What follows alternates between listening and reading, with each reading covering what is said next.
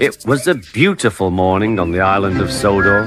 Thomas the tank engine's blue paint sparkled in the sunshine as he puffed happily along his branch line with Annie and Clarabelle. He was feeling very pleased with himself.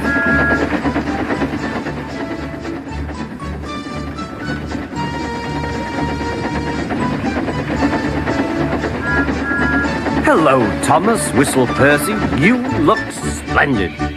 "Yes, indeed," boasted Thomas. "Blue is the only proper colour for an engine." "Oh, I don't know. I like my brown paint," said Toby. "I've always been green. I wouldn't want to be any other colour either," added Percy. Well, anyway, huffed Thomas, "blue is the only colour for a really useful engine. Everyone knows that." Percy said no more. He just grinned at Toby. Later, Thomas was resting when Percy arrived. A large hopper was loading his trucks full of coal. Thomas was still being cheeky. "Careful," he warned. "Watch out with those silly trucks." Go on, muttered the trucks. "And by the way," went on Thomas, "those buffers don't look very safe to me." The last load poured down. "Help! I'm choking!" cried Thomas. "Get me out!" Percy was worried, but he couldn't help laughing. Thomas's smart blue paint was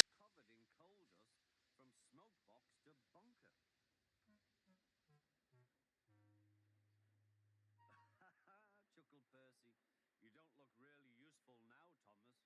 You look really disgraceful." "I'm not disgraceful," choked Thomas. "You did that on purpose. Get me out."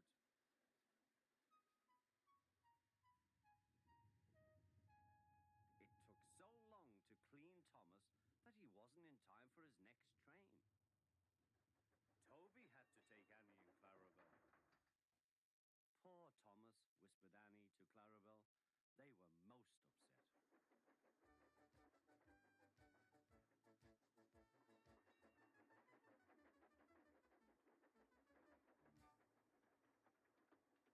Thomas was grumpy in the shed that night. Toby thought it a great joke, but Percy was cross with Thomas for thinking he had made his paint dirty on purpose. Fancy a really useful blue engine like Thomas becoming a disgrace to the Fat Controller's railway. Next day, Thomas was feeling more cheerful as he watched Percy bring his trucks from the junction. The trucks were heavy and Percy was tired. "Have a drink," said his driver, "then you'll feel better." The water column stood at the end of the siding with the unsafe buffers. Suddenly, Percy found that he couldn't stop. The buffers didn't stop him either. "Oh!" wailed Percy. "Help!" The buffers were broken and Percy was wheel deep in coal. It was time for Thomas to leave. He had seen everything. "Now Percy has learned his lesson too," he chuckled to himself.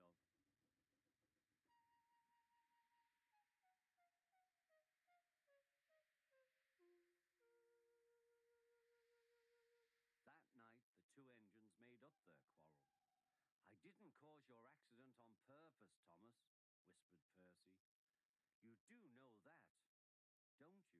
"Of course," replied Thomas, "and I'm sorry I was cheeky. Your green paint looks splendid again, too. In future, we'll both be more careful of coal." Edward was getting old. His bearings were worn, and he clanked as he puffed along. He was taking empty cattle trucks to a market town. The sun shone, birds sang. But Edward was heading for trouble. Come on, he puffed. Oh, screamed the trucks. Edward puffed and clanked. The trucks rattled and screamed. Some cows were grazing nearby. They were not used to trains. The noise and smoke disturbed them. As Edward clanked by, they broke through the fence and ran across the line. A coupling was broken, and some trucks were left behind. Edward felt a jerk, but didn't take much notice. He was used to trucks. Bother those trucks, he thought. Why can't they come quietly? He was at the next station before either he or his driver realized what had happened. When Gordon and Henry heard about the accident, they laughed and boasted. Fancy allowing cows to break his train. They wouldn't dare do that to us. We'd show them. Toby was cross. You couldn't help it, Edward. They've never met cows. I have, and I know the trouble they are.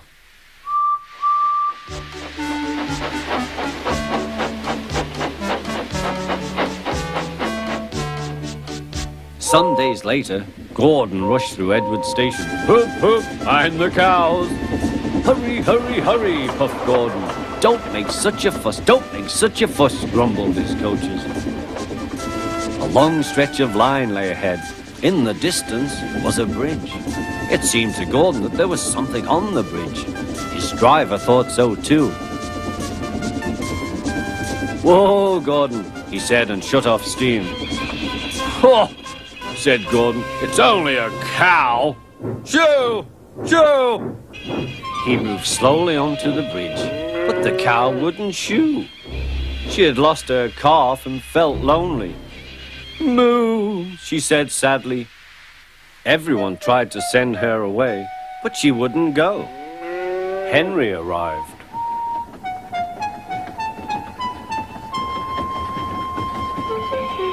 What's this? A cow? I'll soon settle her. Be off, be off. Moo, said the cow. Henry backed away nervously. I don't want to hurt her.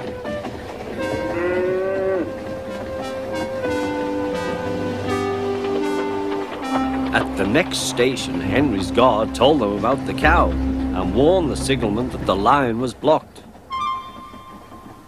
That must be Bluebell, said the porter. Her calf is here, ready to go to market. Percy will take it along.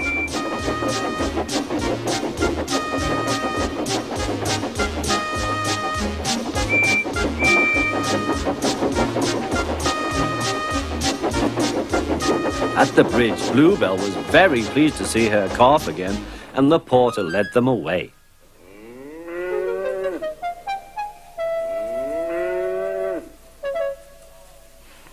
Not a word. Keep it dark, whispered Gordon and Henry to each other.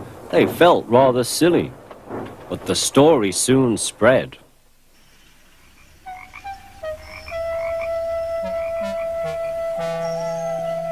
Well, well, well, chuckled Edward. Two big engines afraid of a cow? Afraid? Rubbish, said Gordon. We didn't want the poor thing to hurt herself by running up against us. We stopped so as not to excite her. You see what I mean, my dear Edward? Yes, Gordon, said Edward. Gordon felt somehow that Edward saw only too well.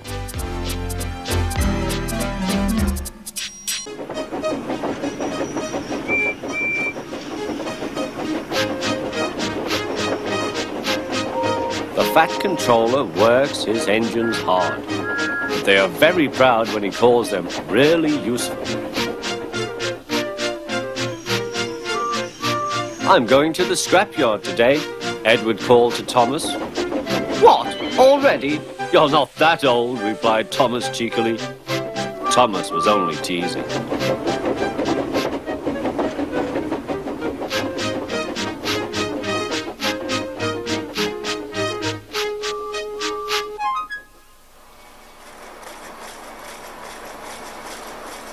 The scrapyard is full of rusty old cars and machinery. They are broken into pieces, loaded into trucks, and Edward pulls them to the steelworks where they are melted down and used again.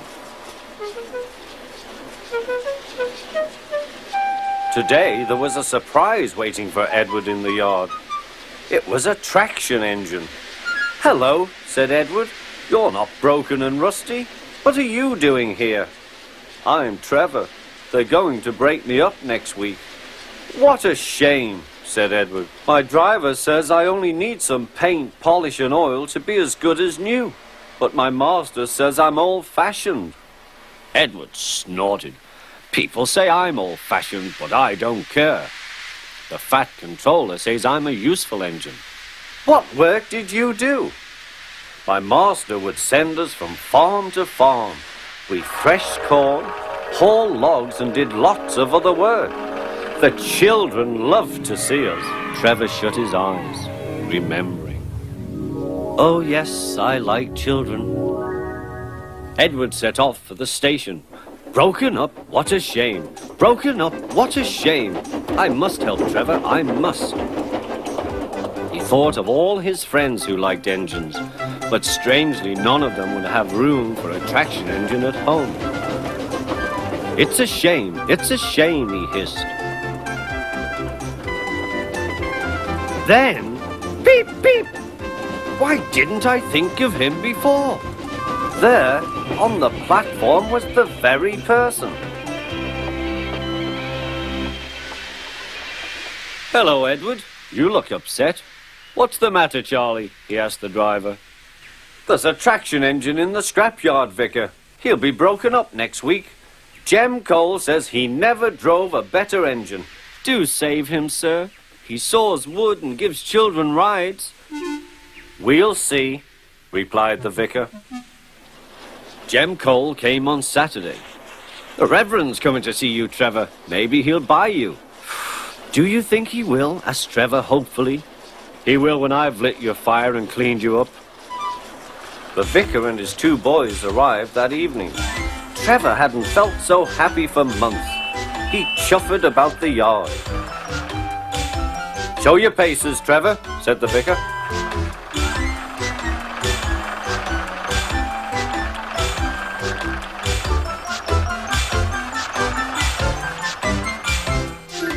Later, he came out of the office smiling. "I've got him cheap, Jem, cheap." "Do you hear that, Trevor?" cried Jem. "The Reverend saved you and you live at the vicarage now."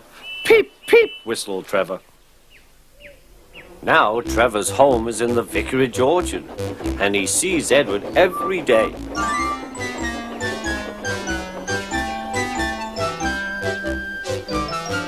His paint is spotless and his brass shines like gold. Trevor likes his work, but his happiest day is the church fete.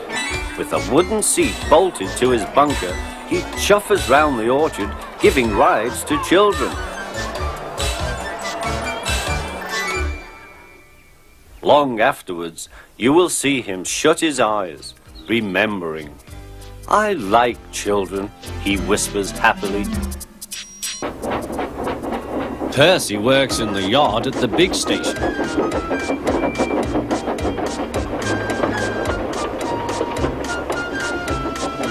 He loves playing jokes, but they can get him into trouble.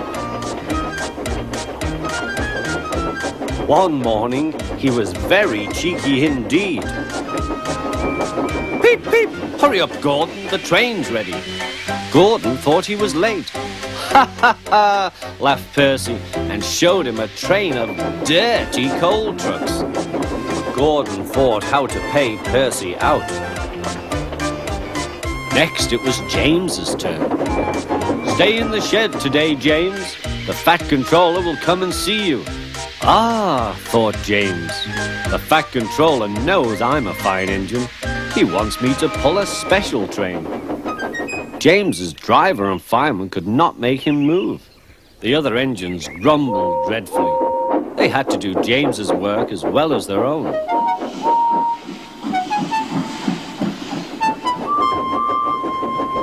At last the inspector arrived. "Show a wheel, James. You can't stay here all day."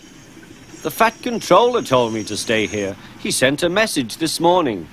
"He did not. How could he? He's away for a week." "Oh," said James.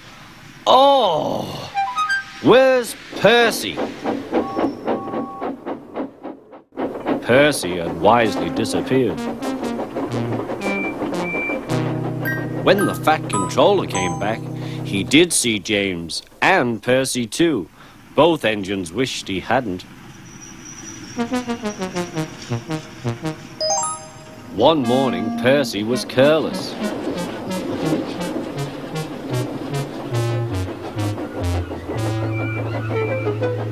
I say, you engines, I'm to take some trucks to Thomas's Junction. The Fat Controller chose me especially. He must know I'm a really useful engine. More likely he wants you out the way, grunted James. Gordon looked across to James. They were making a plan. James and I were just speaking about signals at the junction. We can't be too careful about signals. But then I needn't say that to a really useful engine like you, Percy. Percy felt flattered.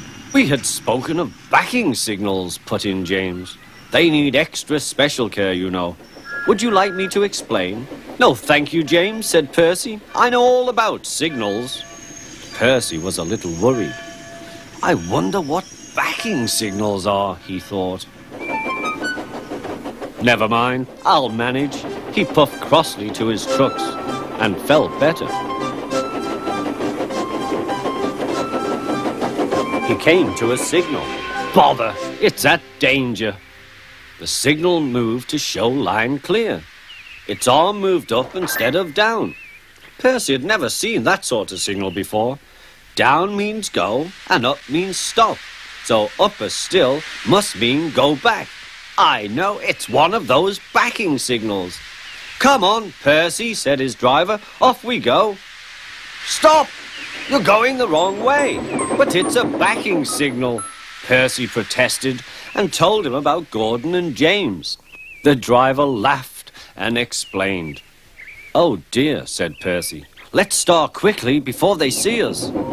He was too late. Gordon saw everything.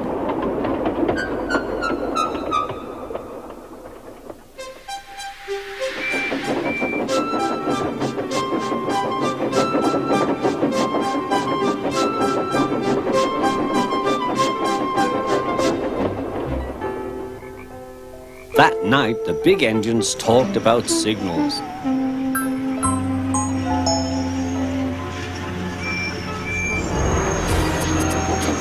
They thought the subject was funny. Percy thought they were being very silly.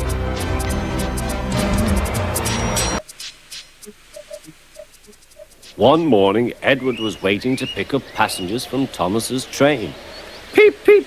We're late. Where is Thomas? He doesn't usually make us wait. Oh dear, what can the matter be? Sang the fireman. Johnny so long ago. Never you mind about Johnny, laughed the driver. Just you climb on the cab and look for Thomas. Can you see him? No, replied the fireman. There's Bertie Buss in a tearing hurry. No need to bother with him, though. Likely he's on a coach tour or something. He clambered down.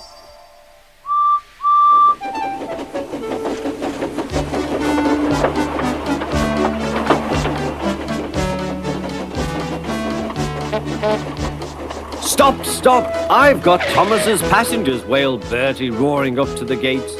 It was no good. Edward was gone. Bother, said Bertie. Bother Thomas's fireman not coming to work today. Why did I promise to help the passengers catch the train? That will do, Bertie, said his driver. A promise is a promise, and we must keep it.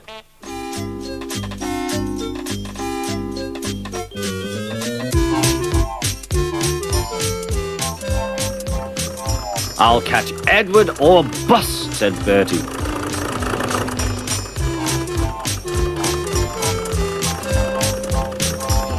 Oh, my gears and axles, he groaned, toiling up the hill. I'll never be the same Buss again. Hooray, hooray, I see him, cheered Bertie as he reached the top. Oh, no, Edward's at the station. No, he stopped at a crossing. Hooray, hooray! Bertie tore down the hill. Well done, Bertie, shouted his passengers. Go it! Bertie skidded into the yard. "Wait! Wait!" cried Bertie.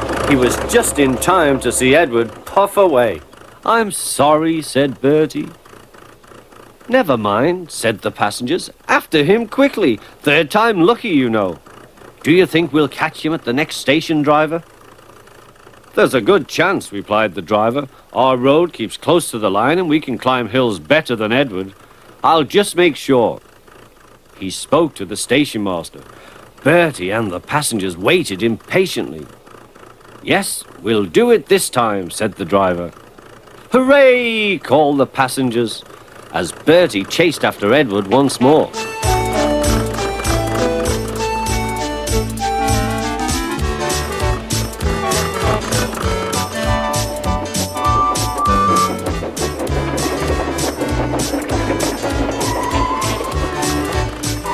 "This hill is too steep! This hill is too steep!" grumbled the coaches as Edward snorted in front. They reached the top at last and ran smoothly into the station.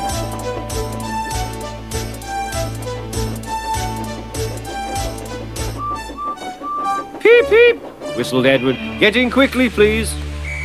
The guard blew the whistle and Edward's driver looked back. But the flag didn't wave. Then he heard Bertie. Everything seemed to happen at once, and the station master told the guard and driver what had happened. "I'm sorry about the chase, Bertie," said Edward. "My fault," replied Bertie. "Late at junction. You didn't know about Thomas's passengers." "Peep, peep! Goodbye, Bertie, we're off," whistled Edward. "Three cheers for Bertie," called the passengers. Bertie raced back to tell Thomas that all was well.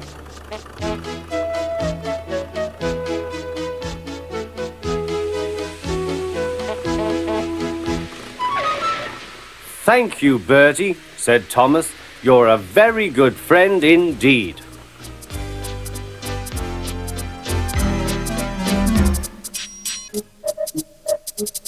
One day, James had to wait at the station till Edward and his train came in. This made him cross. "Late again?" Edward laughed, and James fumed away.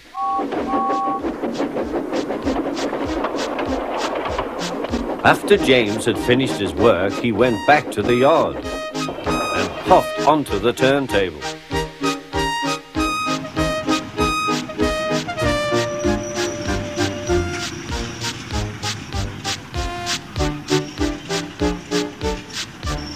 He was still feeling very bad-tempered. "Edward is impossible," he grumbled to the others.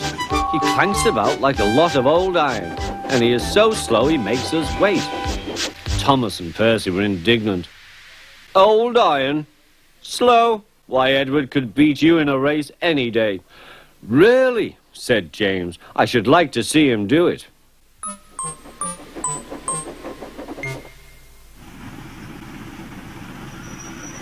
Next morning, James's driver was suddenly taken ill. He could hardly stand, so the fireman uncoupled James ready for shunting. James was impatient. Suddenly, the signalman shouted. There was James puffing away down the line. "All traffic halted," he announced at last. Then he told the fireman what had happened. 2 boys were on James's footplate fiddling with the controls. Phew! They tumbled off and ran when James started. The signalman answered the telephone. "Yes, he's here. Right. I'll tell him. The inspector's coming at once. He wants a shunter's pole and a coil of wire rope." "What for?" wondered the fireman. "Search me, but you'd better get them quickly." The fireman was ready when Edward arrived.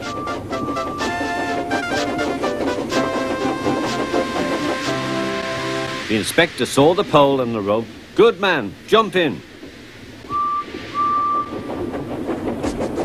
"We'll catch him, we'll catch him," puffed Edward. James was laughing.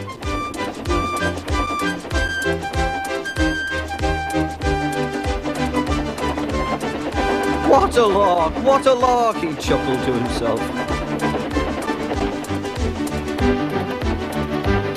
Suddenly he was going faster and faster. He realized that he had no driver. What shall I do? I can't stop! Help! Help! We're coming, called Edward.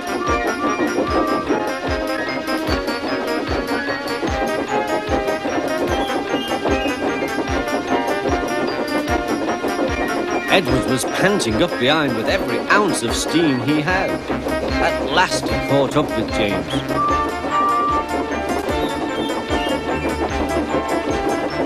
Steady, Edward, called his driver.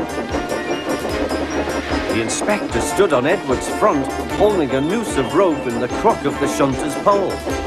He was trying to slip it over James's buffer. The engine swayed and lurched. At last! Got him! He shouted. He pulled the noose tight. Gently braking, Edward's driver checked the engine's speed, and James's fireman scrambled across and took control. So the old iron caught you after all, chuckled Edward. I am sorry, whispered James. Thank you for saving me. You were splendid, Edward. That's all right, replied Edward. The engines arrived at the station side by side. The Fat Controller was waiting. A fine piece of work, he said. James, you can rest and then take your train. I'm proud of you, Edward. You shall go to the works and have your worn parts mended. Oh, thank you, sir, said Edward. It'll be lovely not to clank.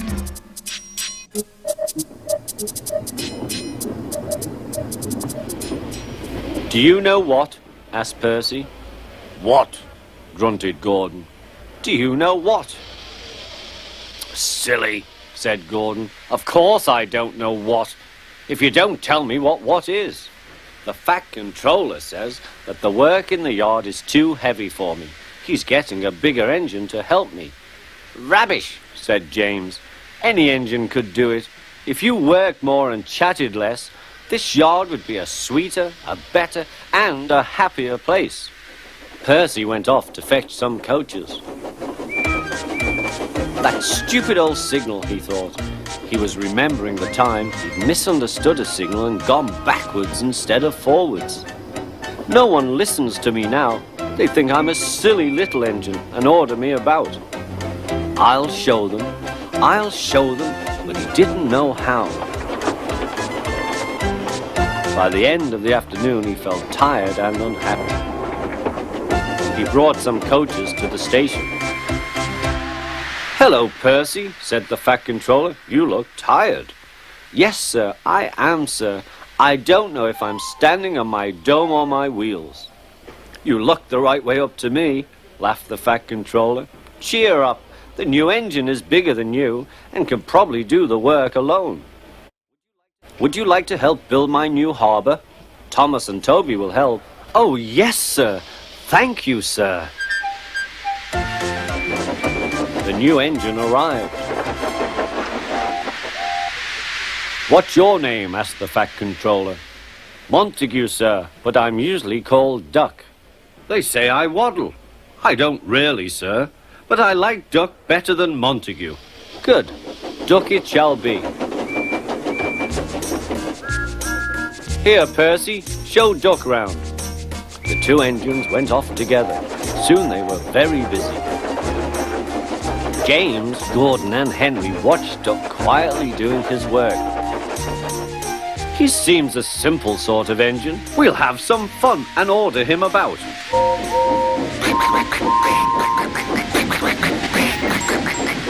Whee! Smoke billowed everywhere.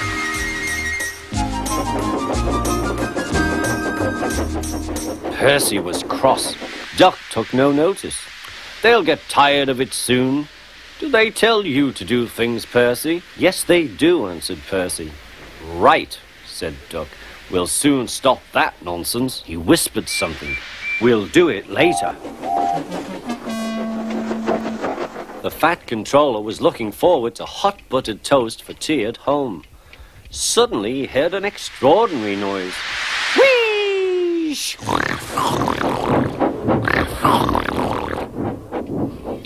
Bother, he said, and hurried to the yard. Duck and Percy calmly sat on the points outside the shed, refusing to let the engines in. Gordon, James, and Henry were furious. "Stop that noise!" bellowed the Fat Controller. "They won't let us in," hissed Gordon. Duck explained this behavior. "Beg pardon, sir, but I'm a Great Western engine. We do our work without fuss. But begging your pardon, sir, Percy and I would be glad if you would inform these engines that we only take orders from you." "Silence!" snapped the Fat Controller. "Percy and Duck, I am pleased with your work today, but not with your behavior tonight. You have caused a disturbance." Gordon, Henry, and James sniggered. "As for you," thundered the Fat Controller, "you've been worse. You made the disturbance. Duck is quite right. This is my railway, and I give the orders." After Percy went away, Duck was left to manage alone. He did so, easily. Percy worked hard at the new harbour. The workmen needed stone for their building. Toby helped, but sometimes the loads of stone were too heavy, and Percy had to fetch them for himself. Sometimes he'd see Thomas. "Well done, Percy. The Fat Controller is very pleased with us." An airfield was close by. Percy heard the aeroplane zooming overhead all day. The noisiest of all was a helicopter.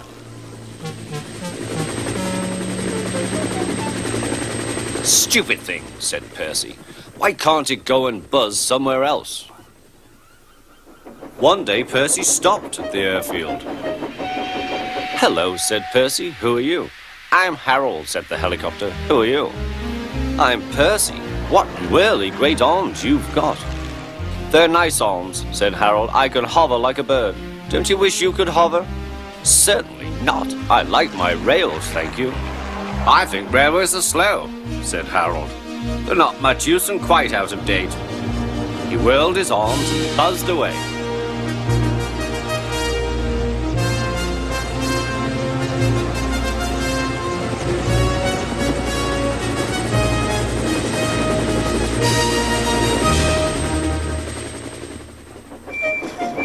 Percy found Toby at the quarry.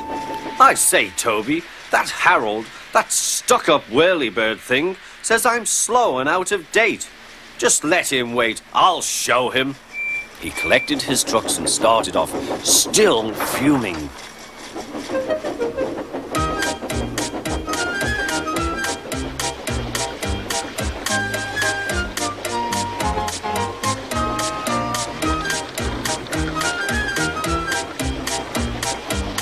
Soon they heard a familiar buzzing. "Percy," whispered his driver, "there's Harold. He's not far ahead. Let's race him." "Yes, let's," said Percy. Percy pounded along. The truck screamed and swayed. "Well, I'll be a ding-dong-dang," said the driver.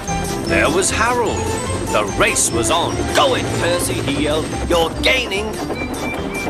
Percy had never been allowed to run fast before. He was having the time of his life. "Hurry, hurry, hurry," he panted to the trucks. We don't want to, they grumbled. It was no use. Percy was bucketing along with flying wheels, and Harold was high and alongside.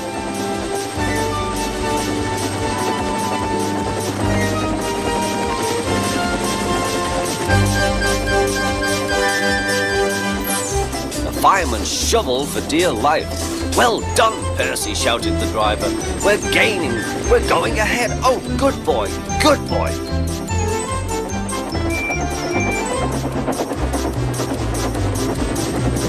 A distant signal warned them that the harbour wharf was near. "Beep, beep, beep! Brakes! God, please!" The driver carefully checked the train's headlong speed.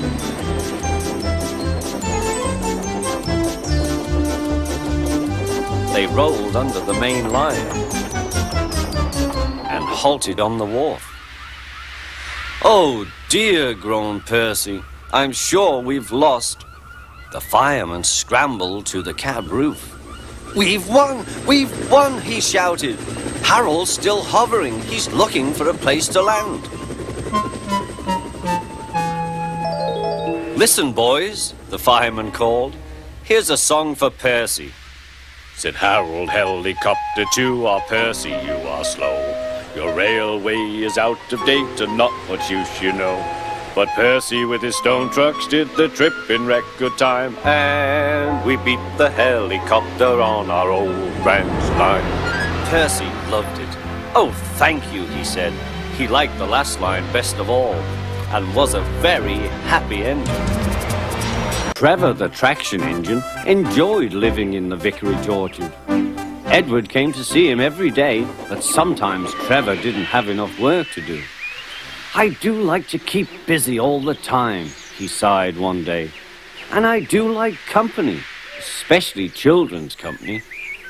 Cheer up, smiled Edward. The Fat Controller has work for you at his new harbour. I'm to take you to meet Thomas today. Ah! Exclaimed Trevor happily. A harbour! The seaside! That will be lovely!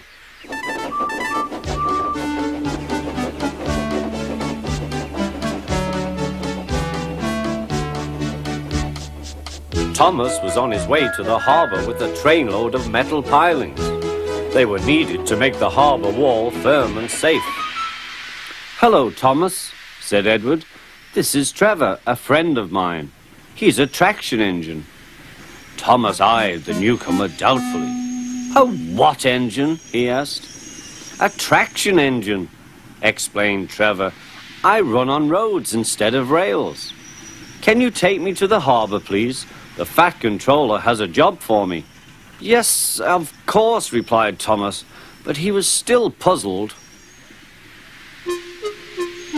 Workmen coupled Trevor's truck to Thomas's train, and soon they were ready to start their journey.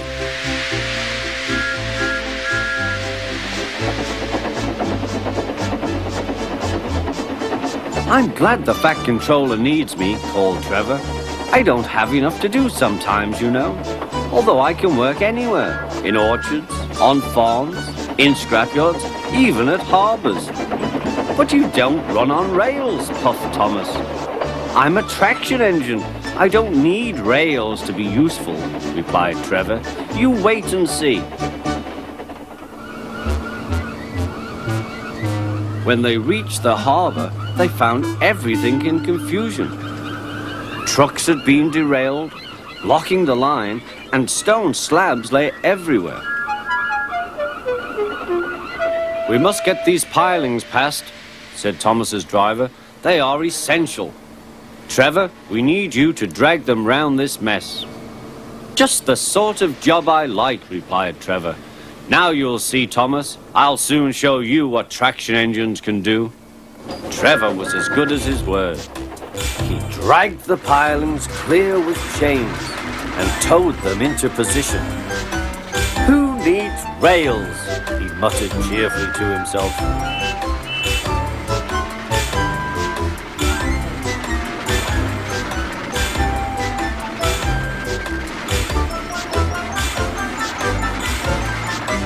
Later, Thomas brought Annie and Clarabelle to visit him. Thomas was most impressed. Now I understand how useful a traction engine can be. The coaches were full of children. Trevor gave them rides along the harbour. He liked this best of all.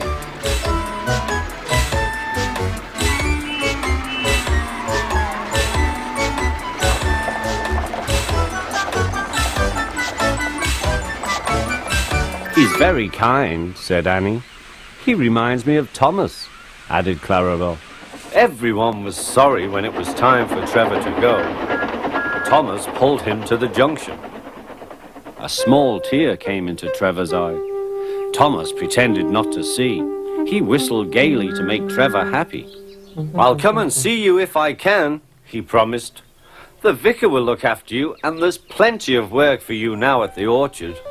But we may need you again at the harbour someday. That would be wonderful, said Trevor. That evening, Trevor stood remembering his new friend Thomas, the harbour, and most of all, the children. Then he went happily to sleep in the shed at the bottom of the orchard.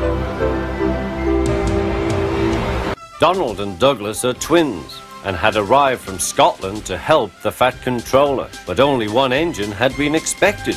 The twins meant well, but did cause confusion.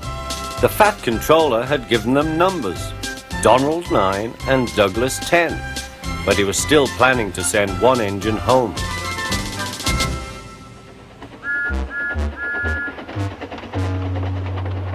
There was a brake van in the yard that had taken a dislike to Douglas. Things always went wrong when he had to take it out. His trains were late and he was blamed. Douglas began to worry. Donald, his twin, was angry. "You're a muckle nuisance," said Donald. "It's to leave you behind I'd be wanting." "You can't," said the van. "I'm essential." "Oh, Kaya!"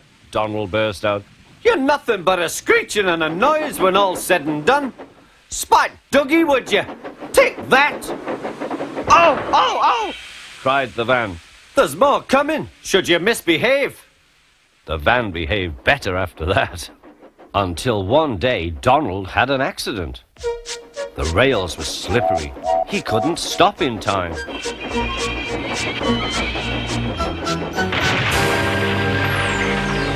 Fat Controller was most annoyed.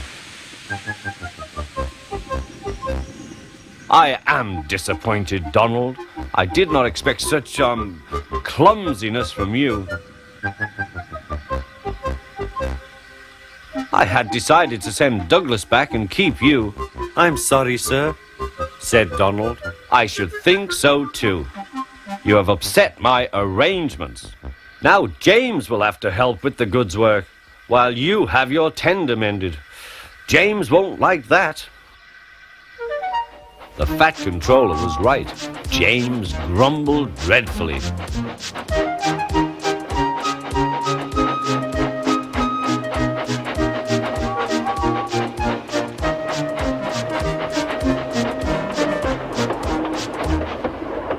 "Anyone would think," said Douglas, "that Donald had his accident on purpose. I heard tell about an engine and some tar wagons." "Shut up," said James. "It's not funny." He didn't like to be reminded of his own accident. "Well, well, well," said Douglas. "Surely, James, it wasn't a you. You didn't say." James didn't say. He slouched sulkily away. "He's cross," sniggered the spiteful brake van. "We'll try to make him crosser still." "Hold back," giggled the trucks to each other. James did his best, but he was exhausted when they reached Edward Station. Luckily, Douglas was there. "Help me up the hill, please," panted James. "These trucks are playing tricks." "We'll show them," said Douglas.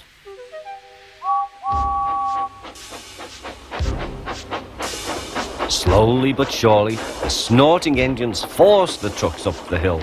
But James was losing steam. "I can't do it! I can't do it! Lay it to me!" shouted Douglas. The guard was anxious. "Go steady! The van's breaking!" The van was in pieces.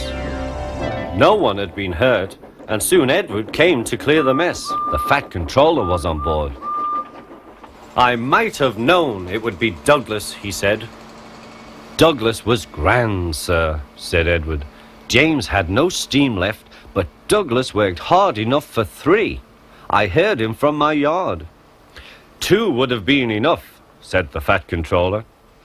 "I want to be fair, Douglas, but I don't know. I really don't know." The Fat Controller was making up his mind about something, but that's another story. Snow came early to the island of Sodor. It was heavier than usual. Most engines hate snow. Donald and Douglas were used to it. Coupled back to back, with a van between their tenders and a snowplow on their fronts, they set to work. They puffed backwards and forwards, patrolling the line.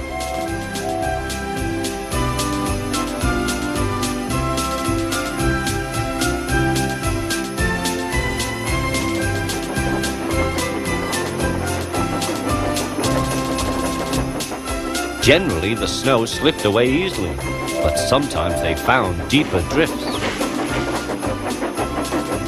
Presently, they came to a drift which was larger than most. They charged it, and were just backing for another try when... Lush sakes, Donald! It's Henry! Dinnot fetch yourself, Henry! Wait a while, we'll have you out. Henry was very grateful. He saw all was not well. The twins were glum. They told him that the Fat Controller was returning soon. He'll send us back for sure. It's a shame, said Percy. A lot of nonsense about a broken signal box, grumbled Gordon. That spiteful brake van too, put in James. Good riddance, that's what I say. They were splendid in the snow, added Henry. It isn't fair. They all agreed that something must be done, but none knew what. Percy decided to talk to Edward about it. What you need, said Edward, is a deputation. He explained what that was. Percy ran back quickly. Edward says we need a depositation. Of course, said Gordon. The question is, what is a desperation? Asked Henry. It's when engines tell the Fat Controller something's wrong, said Percy. Did you say tell the Fat Controller? Asked Duck thoughtfully. There was a long silence.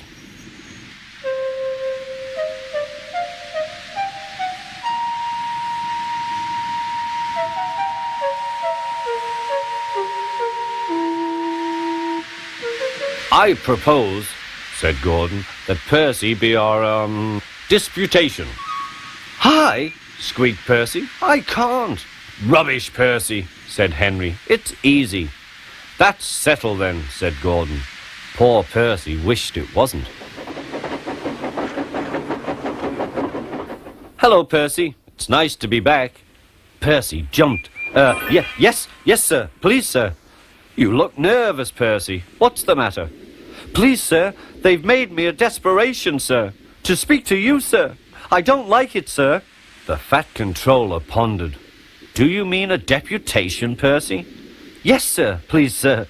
It's Donald and Douglas, sir. They say, sir, that if you send them away, sir, they'll be turned into scrap, sir.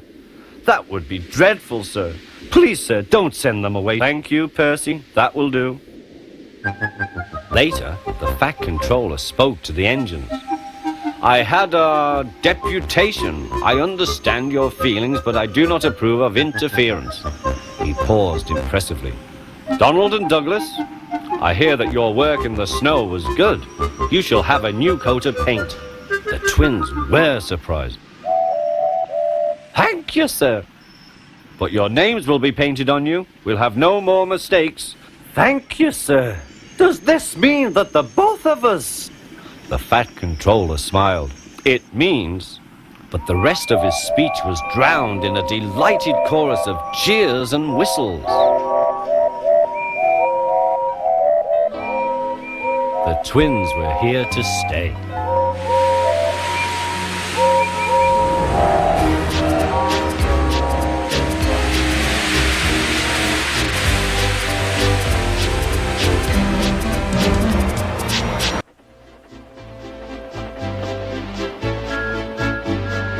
Thomas the Tank Engine has worked his branch line for many years and knows it very well.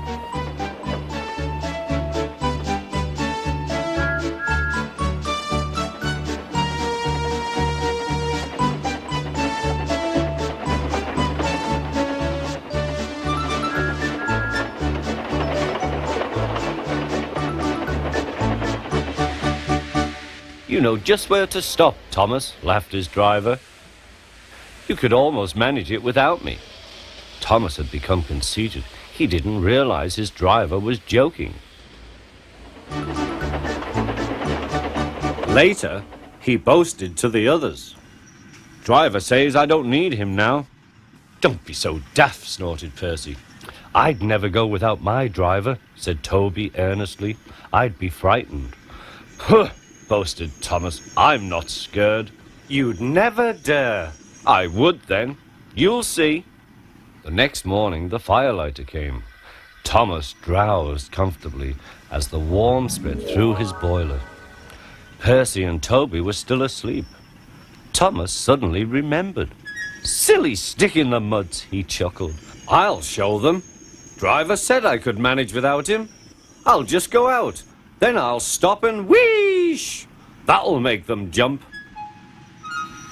Thomas thought he was being clever.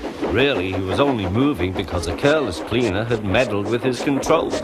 He soon found his mistake. He tried to wheesh, but he couldn't. He tried to stop, but he couldn't. He just kept rolling along. He didn't dare look at what was coming next. There was the station master's house. The station master was about to have breakfast. "Horrors!" cried Thomas, and shut his eyes. The house rocked. Broken glass tinkled. Plaster was everywhere. Thomas had collected a bush on his travels. He peered into the room through its leaves. He couldn't speak. The station master was furious. His wife picked up her plate. "You miserable engine," she scolded. "Just look what you've done to our breakfast. Now I shall have to cook some more." She banged the door. More plaster fell. This time it fell on Thomas. Thomas felt depressed. Workmen propped up the house with strong poles and laid rails through the garden. Meanwhile, Donald and Douglas arrived.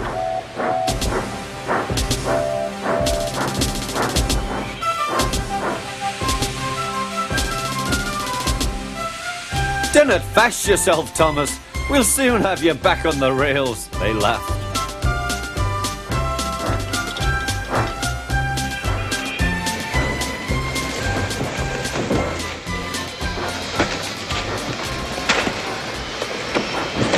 Donald and Douglas, puffing hard, managed to haul Thomas back to safety. Bits of fencing, the bush, and a broken window frame festooned his front, which was badly twisted. The twins laughed and left him. Thomas was in disgrace. There was worse to come. "You are a very naughty engine." "I know, sir. I'm sorry, sir." Thomas's voice was muffled behind his bush. "You must go to the works and have your front mended. It will be a long job." "Yes, sir." "Meanwhile, a diesel rail car will do your work." "A diesel, sir?" Thomas spluttered. "Yes, Thomas. Diesels always stay in their sheds till they are wanted. Diesels never gallivant off to breakfast in station masters' houses."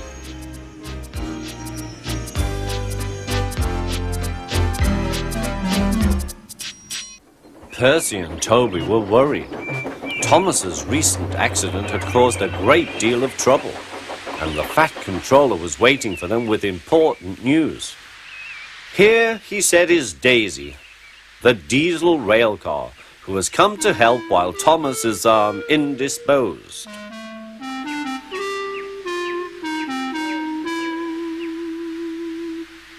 "Please, sir," asked Percy, "will she go, sir, when Thomas comes back, sir?" "That depends," said the Fat Controller. "Meanwhile, however long she stays, I hope you will both make her welcome and comfortable." "Yes, sir, we'll try, sir," said the engines. "Good. Run along now and show her the shed. She will want to rest after her journey."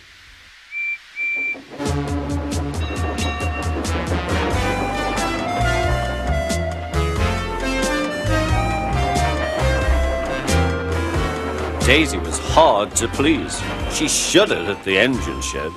"This is dreadfully smelly.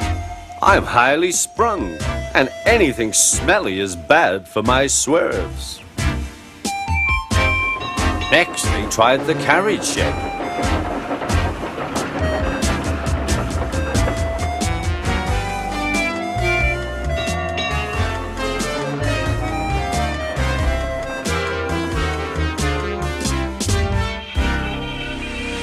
This is better, said Daisy, but whatever is that rubbish? The rubbish turned out to be Annie, Clarabelle and Henrietta, who were most offended. We won't stay here to be insulted, they fumed. Percy and Toby had to take them away and spend half the night soothing their hurt feelings.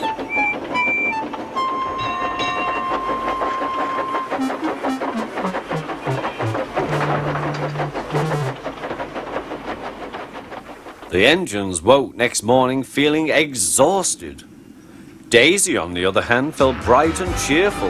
Ooh, ooh, she tooted as she came out of the yard and back to the station.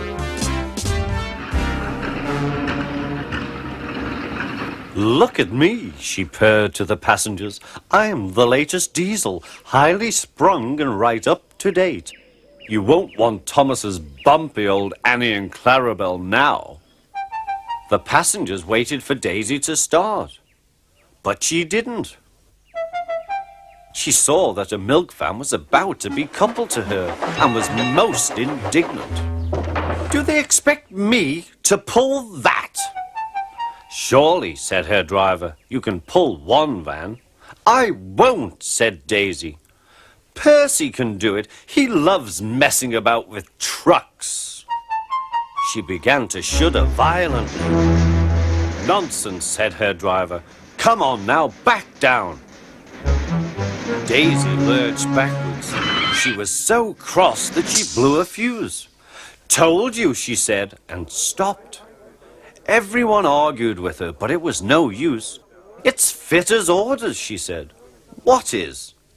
My fitter's a very nice man. He comes every week and examines me carefully. Daisy, he says, never, never pull. You're highly sprung and pulling is bad for your swerves. So that's how it is, finished Daisy. Stuff and nonsense, said the station master. I can't understand, said the shunter. Whatever made the Fat Controller send us such a feeble, spluttered Daisy. Let me! Stop arguing, grumbled the passengers. We're late already. So they uncoupled the van, and Daisy purred away, feeling very pleased with herself. She could now enjoy her journey.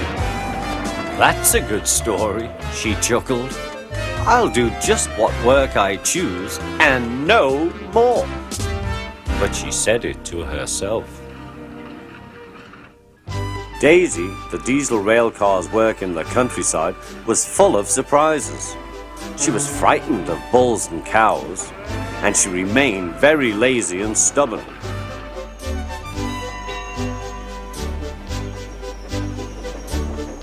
One day, Toby brought Henrietta to the station, where Percy was grumpily shunting. Hello, Percy. I see Daisy's left the milk again. I'll have to make a special journey with it, I suppose. Anyone would think I'd nothing to do, grumbled Percy. Tell you what, replied Toby. I'll take the milk, you fetch my trucks. The drivers and the station master agreed.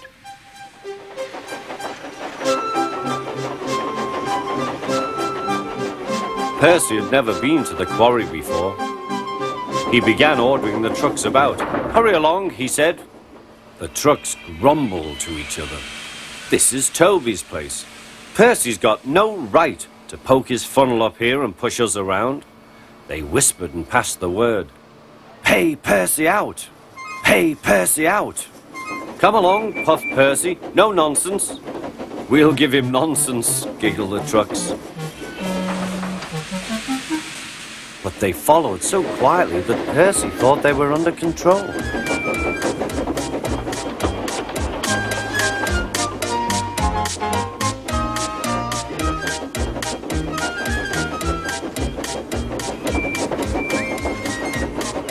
Suddenly they saw a notice ahead. All trains stop to pin down brakes. Beep, beep, beep. Brakes, guard, please. But before he could check them, the truck surged forward. On, they cried. Help, help, whistled Percy. The man on duty at the crossing rushed to warn traffic with his red flag, but was too late to switch Percy to the runaway siding. Frantically trying to grip the rails, Percy slid into the yard. Peep, peep! Look out!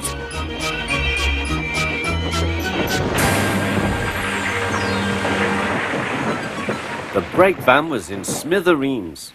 Percy's driver and fireman had jumped clear, but Percy was stranded. Next day, the Fat Controller arrived. Toby and Daisy had helped to clear the wreckage, but Percy remained on his perch of trucks. We must now try, said the Fat Controller, to run the branch line with Toby and a diesel. You have put us in an awkward predicament. I am sorry, sir, replied Percy. You can stay there till we are ready. Perhaps it will teach you to be careful with trucks. Percy sighed. The trucks groaned beneath his wheels. He quite understood about awkward predicaments. The Fat Controller spoke severely to Daisy too. My engines work hard. I send lazy engines away. Daisy was ashamed. However, Toby says you worked hard after Percy's accident, so you shall have another chance. Thank you, sir, said Daisy. I will work hard, sir. Toby says he'll help me. Excellent. What Toby doesn't know about branch line problems isn't worth knowing. Our Toby's an experienced engine. Next day, Thomas came back. And Percy was sent to be mended.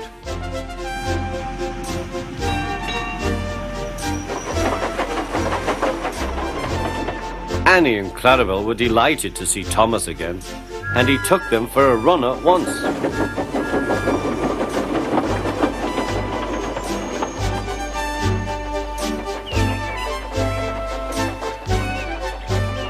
All are now friends, and Toby has taught Daisy a great deal. She shooed a cow off the line all by herself the other day. That shows you, doesn't it?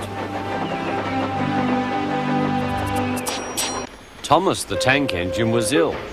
Workmen had tried to make him better, but it was no use. Edward must take you to the works, said the Fat Controller. Thomas felt very miserable. Then the Fat Controller spoke to Duck. I want you to help Percy and Toby while Thomas is away. Duck was delighted. He already knew Percy and soon made friends with Toby and Bertie. Terence the tractor gave him a big welcome too. Take care of Thomas's coaches, he advised. He's sure to miss them while he's away. Duck was very gentle with the coaches. Annie and Clarabelle were impressed. Such nice manners, they told each other. It really is a pleasure to go out with him.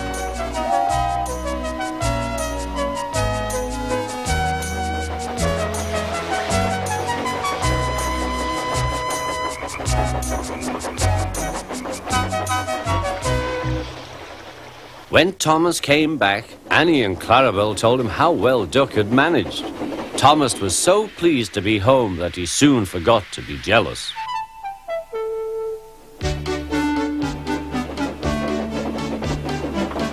The works had left Thomas's handbrake very stiff. It made his brakes seem as if they were hard on, when in fact they were not.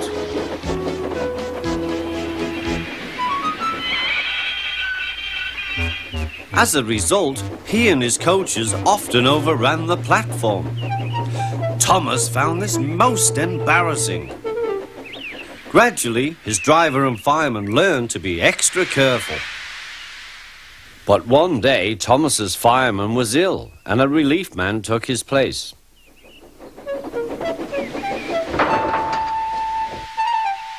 fireman had fastened the coupling and joined the driver and station master on the platform to wait for Henry's passengers.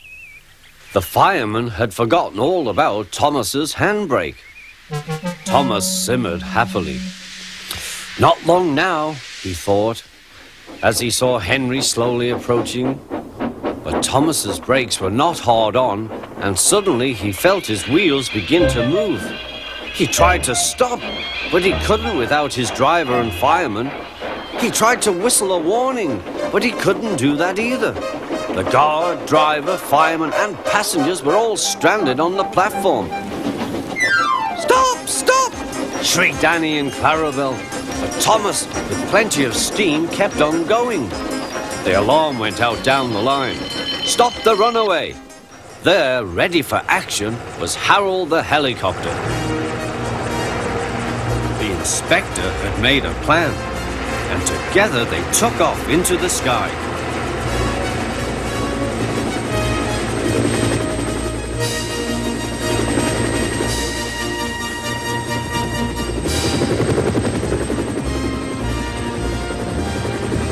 At last, Thomas was tiring. "I need to stop. I need to stop," he panted wearily. As they neared the next station, Thomas saw Harold land.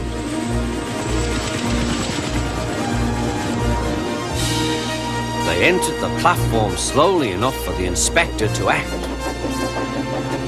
Judging his moment, the inspector scrambled into the cab and screwed the brake hard on. At last, Thomas stopped. Both he and the inspector were very relieved. Then they thanked Harold. "Think nothing of it." "Well, Harold, glad to be of service any time." "Phew," remarked the inspector. "We must never let this happen again, Thomas." Wearily, Thomas agreed with him.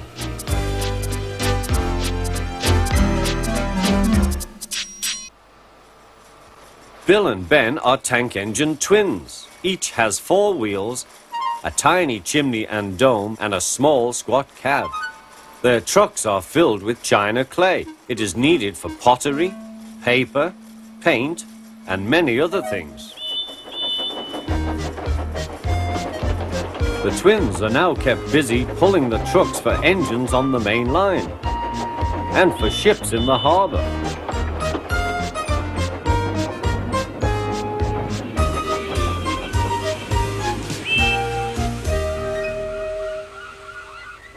One morning, they arranged some trucks and went away for more.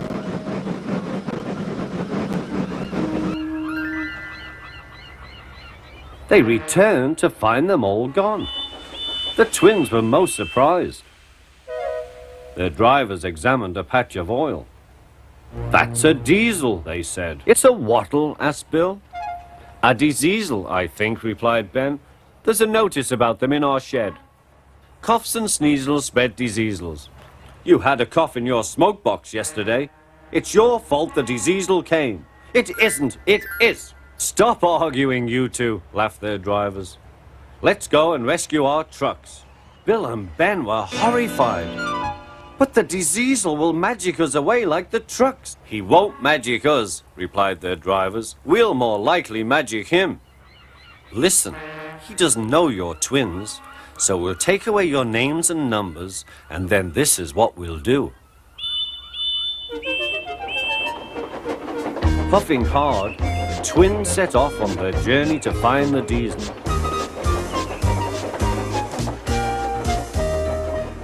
They were looking forward to playing tricks on him.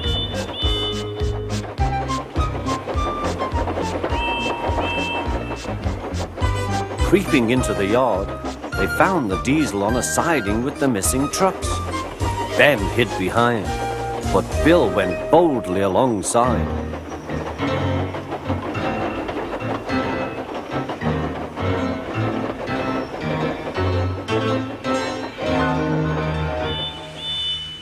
The diesel looked up. "Do you mind?" "Yes," said Bill, "I do. I want my trucks, please." "These are mine," said the diesel. "Go away." Bill pretended to be frightened. You're a big bully, he whimpered. You'll be sorry. He ran back and hid behind the trucks on the other side. Ben now came forward.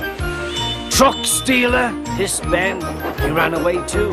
Bill took his place.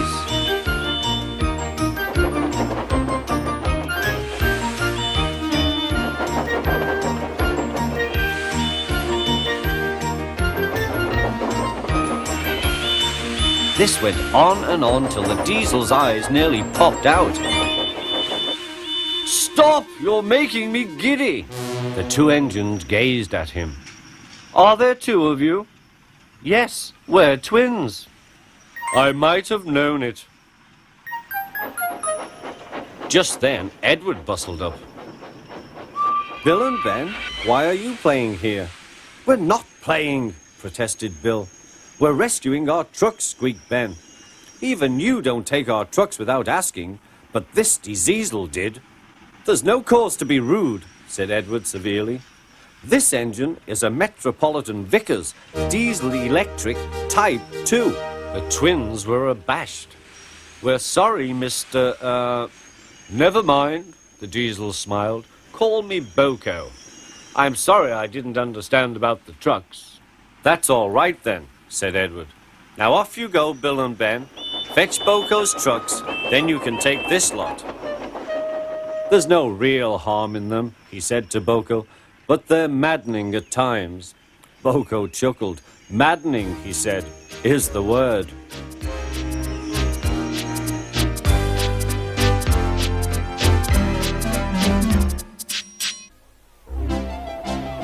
One day Henry wanted to rest, but Percy was talking to some engines.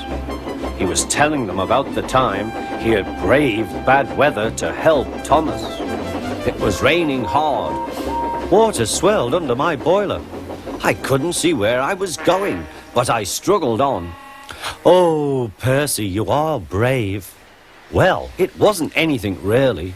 Water's nothing to an engine with determination. Tell us more, Percy. What are you engines doing here? Hissed Henry. This shed is for the Fat Controller's engines. Go away. Silly things, Henry snorted.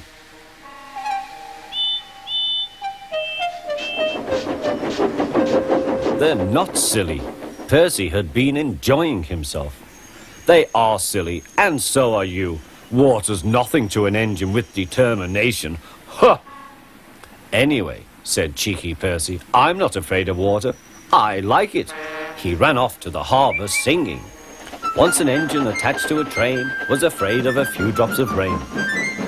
No one ever lets me forget the time I wouldn't come out of the tunnel in case the rain spoilt my paint, huffed Henry.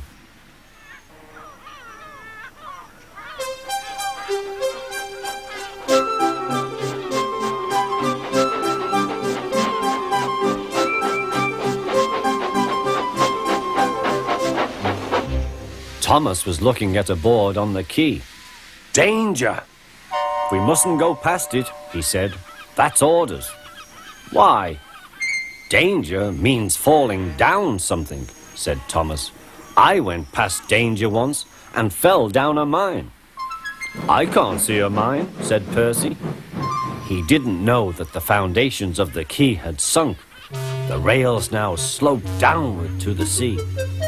Stupid board, said Percy. Percy made a plan. One day he whispered to the trucks, will you give me a bump when we get to the quay? The trucks had never been asked to bump an engine before. They giggled and chatted about it. Driver doesn't know my plan, chuckled Percy. On, laughed the trucks. Percy thought they were helping. I'll pretend to stop at the station, but the trucks will push me past the board. Then I'll make them stop. I can do that whenever I like. Every wise engine knows that you cannot trust trucks. Go on, they yelled, and bumped Percy's driver and fireman off the footplate. Oh, said Percy, sliding past the board. Percy was frantic. That's enough.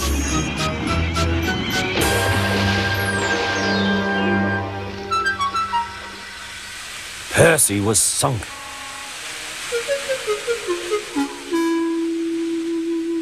You are a very disobedient engine. Percy knew that voice. Please, sir, get me out, sir. I'm truly sorry, sir. No, Percy, we cannot do that till high tide. I hope it will teach you to obey orders. Yes, sir. It was dark when they brought floating cranes to rescue Percy. He was too cold and stiff to move by himself.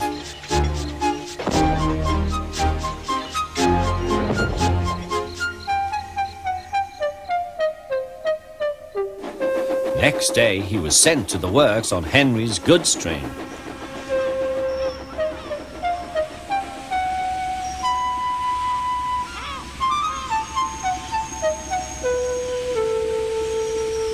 Well, well, well, chuckled Henry. Did you like the water? No. I am surprised. You need more determination, Percy. Water's nothing to an engine with determination, you know. Perhaps you will like it better next time. Percy is quite determined that there won't be a next time.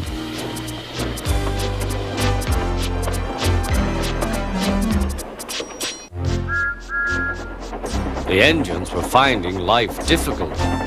Workmen were mending the viaduct on the main line. The arches needed strengthening. The Fat Controller did not want to close the railway while the work was done, and so repairs took a long time.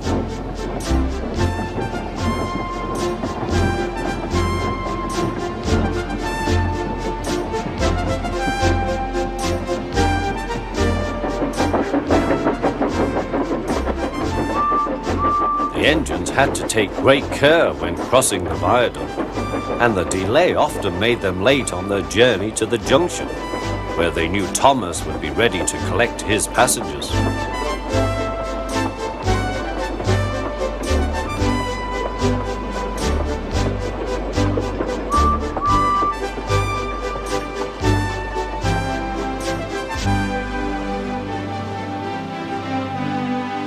Thomas grew crosser and crosser.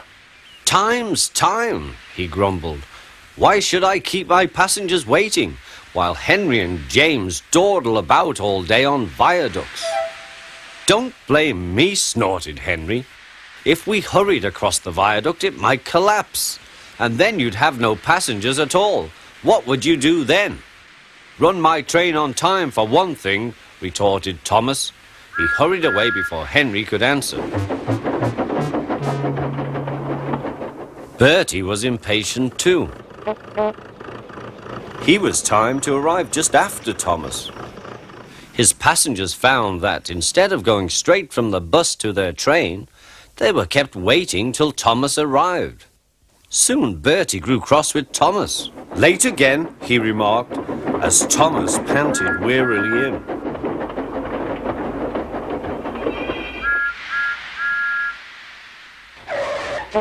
We may be friends, but I thought you could go fast, Thomas. It's time we had another race. I reckon I could beat you now.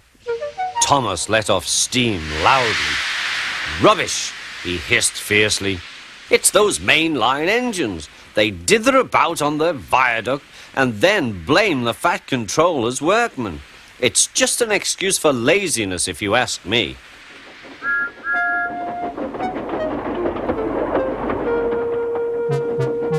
One day, James was later than ever at the junction. I'm sorry, Thomas, he puffed. I was held up at the station, and the viaduct made it worse. It's lucky for you I'm a guaranteed connection, grumbled Thomas. Before James could answer, he puffed importantly away. Come along, he panted to the coaches. Annie and Clarabel did their best, but Thomas soon found that he couldn't save much time. Suddenly, Thomas saw Bertie ahead. His radiator was steaming. What's the matter? Asked Thomas. You should be at the station by now. You're late. I feel dreadful, moaned Bertie. All upset inside, and driver says he can't make me better. Thank goodness you're late too. Can you take my passengers, please? They'll never get home otherwise. Of course, agreed Thomas. He now felt sorry for Bertie and promised to get help at the next station. Thomas set off again. Already he felt much more cheerful, and Bertie's passengers, travelling in Annie and Clarabel, all reached home safely. When Bertie was better, he came to thank Thomas. I am sorry I teased you about being late, he said. That's all right, said Thomas. I'm glad I could help. There are times when being late isn't such a bad thing after all. With a last cheerful greeting, the two friends went back to work.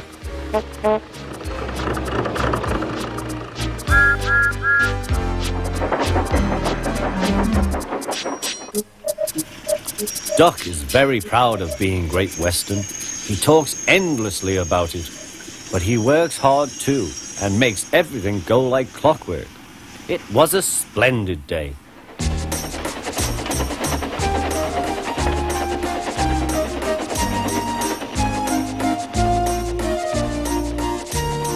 The trucks and coaches behaved well. The passengers even stopped grumbling. But the engines didn't like having to bustle about. There are two ways of doing things, Duck told them. The Great Western way or the wrong way. I'm Great Western and don't we know it, Ray groaned. The engines were glad when a visitor came.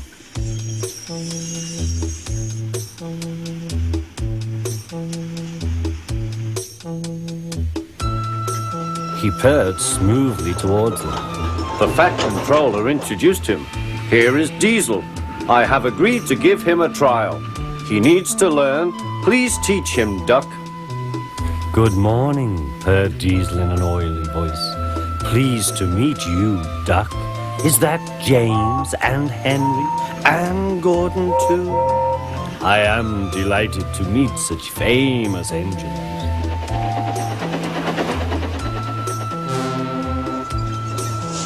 The silly engines were flattered. He has very good manners, they murmured. We are pleased to have him in our yard. Duck had his doubts. Come on, he said. Diesel purred after him.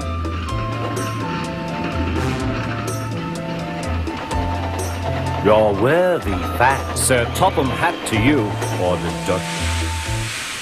Diesel looked hurt. Your worthy Sir Topham Hat thinks I need to learn. He is mistaken.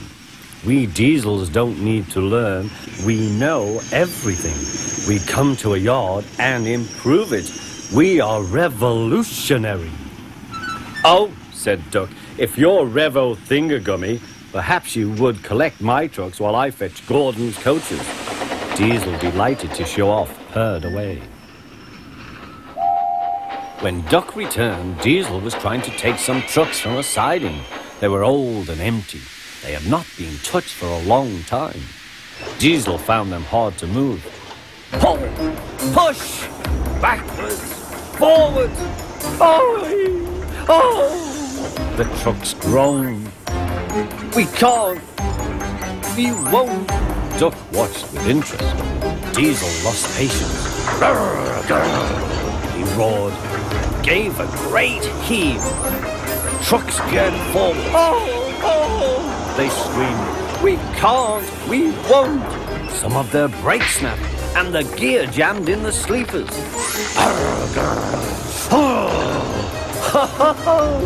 Chuckled Duck. Diesel recovered and tried to push the trucks back, but they wouldn't move. Duck ran quietly round to collect the other trucks. Thank you for arranging these, Diesel. I must go now. Don't you want this lot? No, thank you. Diesel gulped. And I've taken all this trouble. Why didn't you tell me? You never asked me. Besides, said Duck, you were having such fun being Rev whatever it was you said. Goodbye.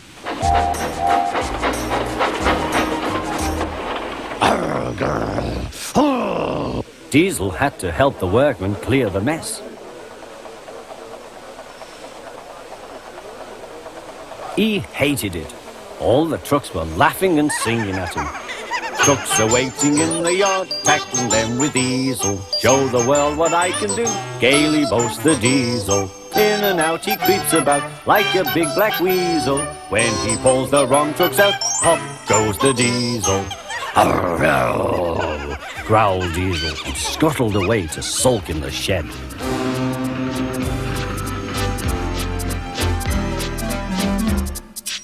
Diesel, the new engine, was sulking.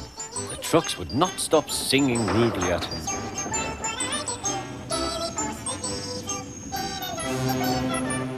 Duck was horrified. "Shut up!" he ordered and bumped them hard. "I'm sorry our trucks were rude to you, Diesel." Diesel was still furious. "It's all your fault. You made them laugh at me." "Nonsense," said Henry. "Duck would never do that. We engines have our differences, but we never talk about them to the trucks. That would be disgraceful," said Gordon. "Disgusting," put in James. "Despicable," finished Henry. Diesel hated Duck. He wanted him to be sent away, so he made a plan. He was going to tell lies about Duck. Next day, he spoke to the trucks. "I see you like jokes. You made a good joke about me yesterday. I laughed and laughed. Duck told me one about Gordon. I'll whisper it. Don't tell Gordon I told you." And he sniggered away. "Oh, ho, ho," guffawed the trucks. "Gordon will be cross with Duck when he knows. Let's tell him and pay Duck out for bumping us." They laughed rudely at the engines as they went by.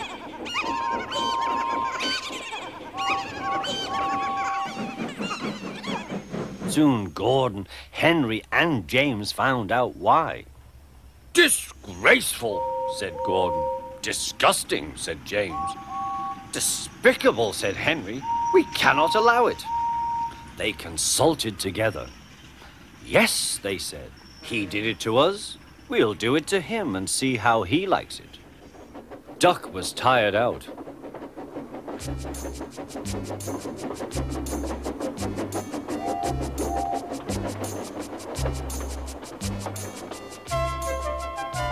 The trucks had been cheeky and troublesome.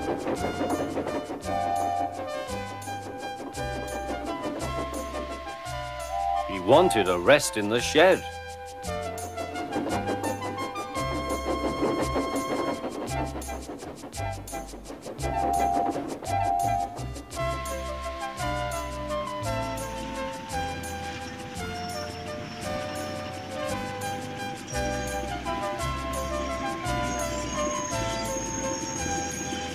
The three engines barred his way. Whoosh! "Keep out!" "Stop fooling," said Duck. "I'm tired." "So are we," hissed the engines. "We are tired of you. We like Diesel. We don't like you. You tell tales about us to the trucks." "I don't." "You do." "I don't." "You do." The fat controller came to stop the noise. "Duck called me a galloping sausage," spluttered Gordon. "Rusty red scrap iron," hissed James. "I'm old Square Wheels," fumed Henry. "Well, Duck?" Duck considered. "I only wish, sir," he said gravely, "that I'd thought of those names myself. If the dome fits." "Oh, he made trucks laugh at us," accused the engines. The fat controller recovered. He'd been trying not to laugh himself. "Did you, Duck?" "Certainly not, sir. No steam engine would be as mean as that." Diesel lurked up. "Now, Diesel, you heard what Duck said." "I can't understand it, sir. To think that Duck of all engines. I am dreadfully grieved, sir, but know nothing." "I see," said the fat controller. Diesel squirmed and hoped he didn't. "I'm sorry, Duck, but you must go to Edward's station for a while. I know he will be glad to see you." "As you wish, sir." Duck trundled sadly away, while Diesel smirked with triumph.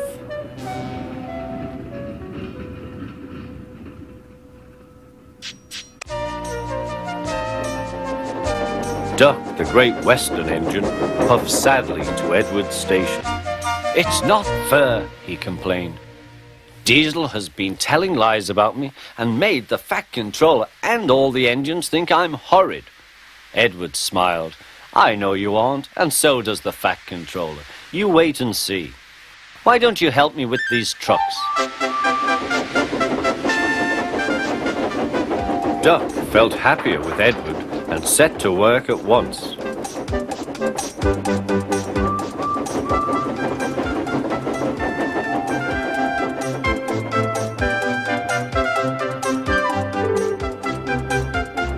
The trucks were silly, heavy and noisy.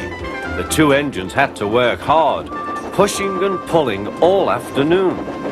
At last they reached the top of the hill. "Goodbye," whistled Duck, and rolled gently over the crossing to the other line. Duck loved coasting down the hill, running easily with the wind whistling past. Suddenly, it was a guard's warning whistle. "Hurrah, hurrah, hurrah," laughed the trucks. "We've broken away, we've broken away. Chase him, bump him, throw him off the rails," they yelled. "Hurry, Duck, hurry," said the driver. They raced through Edward's station, but the trucks were catching up. "As fast as we can, then they'll catch us gradually." The driver was gaining control. "Another clear mile and we'll do it." "Oh, glory, look at that!" James was just pulling out on their line from the station ahead. Any minute there could be a crash. "It's up to you now, Duck," cried the driver. Duck put every ounce of weight and steam against the trucks. "It's too late," Duck groaned and shut his eyes. He veered into a siding where a barber had set up shop. He was shaving a customer.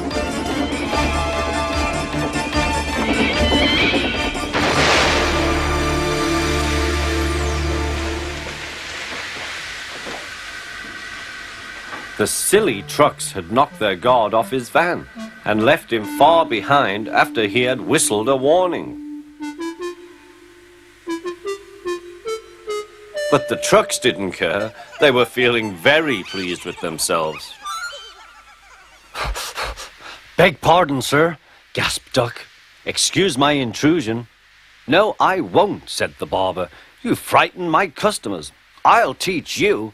And he lathered Duck's face all over. Poor Duck.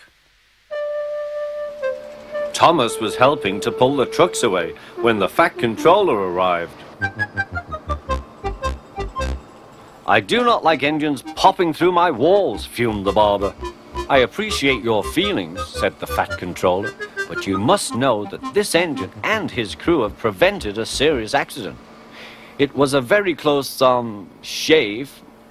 "Oh," said the barber. "Oh, excuse me." He filled a basin of water to wash Duck's face. "I'm sorry. I didn't know you were being a brave engine." "That's all right, sir. I didn't know that either." "You were very brave indeed," said the Fat Controller. "I'm proud of you." The Fat Controller watched the rescue operation. Then he had more news for Duck. "And when you are properly washed and mended, you are coming home." "Home, sir? Do you mean the yard?" "Of course. But, sir, they don't like me. They like Diesel." "Not now. I never believed Diesel, so I sent him packing. The engines are sorry and want you back."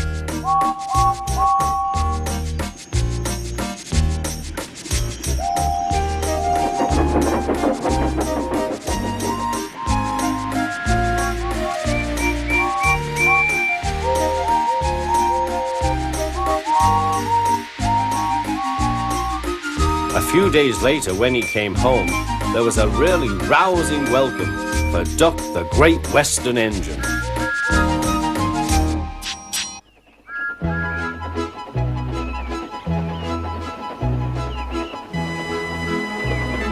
Thomas's branch line is important, and so is Edward's.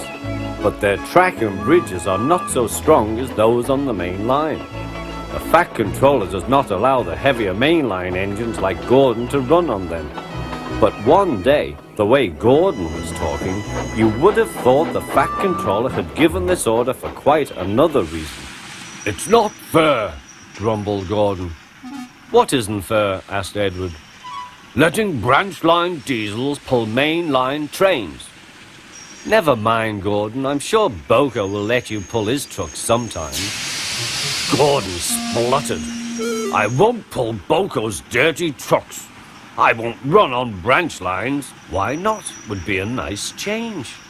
The Fat Controller would never approve, huffed Gordon. Branch lines are vulgar. Gordon puffed away. Edward chuckled and followed him to the station. Every evening, the two engines pull two fast trains from the station. Gordon always leaves first with an express for the main line. Edward follows 5 minutes later with his train for the branch line.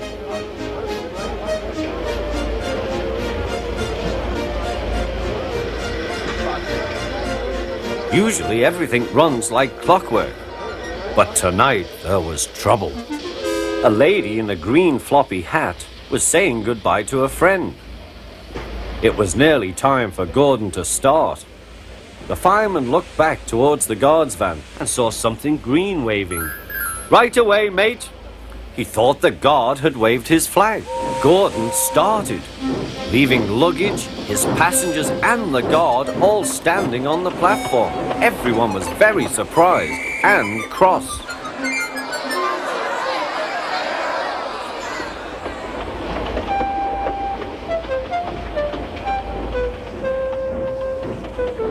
To make matters worse, by the time Gordon had been stopped and brought back, Edward was already late with his train.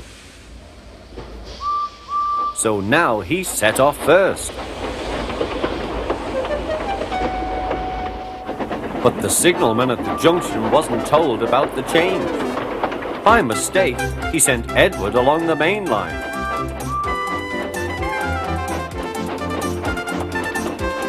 Gordon was sent along the branch and arrived cold and cross on one of the sidings near the harbour. Next morning, Bill and Ben peeped into the yard. There were no trucks for them, but they didn't mind that. Teasing Gordon would be much better fun. What's that? Asked Bill. Shh, whispered Ben. It's Gordon. It looks like Gordon, but it can't be.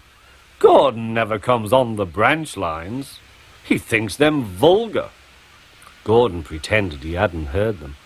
If it isn't Gordon, said Ben, it's just a pile of old iron, which we'd better take to the scrapyard. No, Bill, this lot's useless for scrap. We'll take it to the harbour and dump it in the sea. Gordon was alarmed. I am Gordon. Stop, stop! When Boko suddenly arrived, Gordon thought him the most beautiful sight he had ever seen. Boko, my dear engine, save me! Boko quickly sized up the situation and threatened to take away the trucks he had brought for Bill and Ben. This made the twins behave at once. Gordon thought he was wonderful. Those little demons, how do you do it? Oh, well, said Boko, it's just a knack. Gordon still believes that Boko saved his life, but we know the twins were only teasing, don't we? Bertie the bus was giving some visitors a tour of the island of Sodor.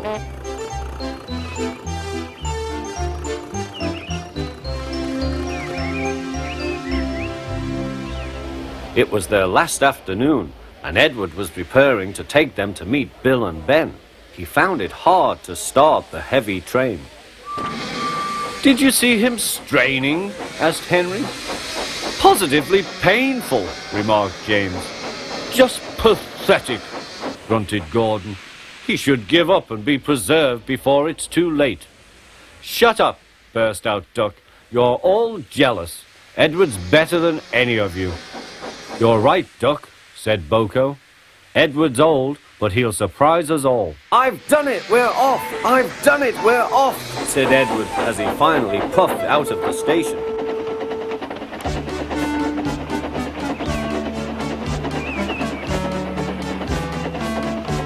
Bill and Ben were delighted to see the visitors. They loved being photographed. Later, they took the party to the China Clay Works in a brake van special.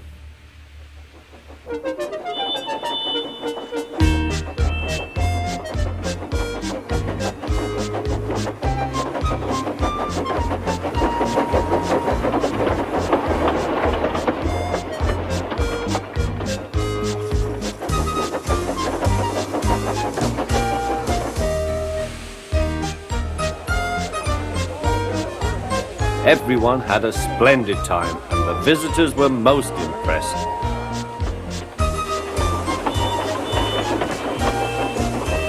Then Edward took the visitors home.